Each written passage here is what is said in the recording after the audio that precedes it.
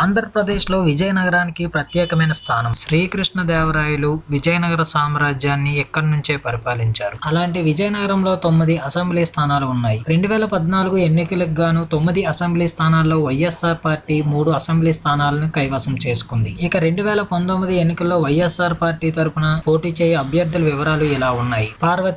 పార్వతీపురం నుండి ప్రసన్న కుమార్ వైఎస్ఆర్ పార్టీ అభ్యర్థిగా బరిలో ఉండనున్నారు. ఇక సాలూరులో 2014లో గెలిచిన రాజన్న దొరకు వైఎస్ఆర్ పార్టీ తరపున మరొకసారి అవకాశం ఇవ్వనున్నారు.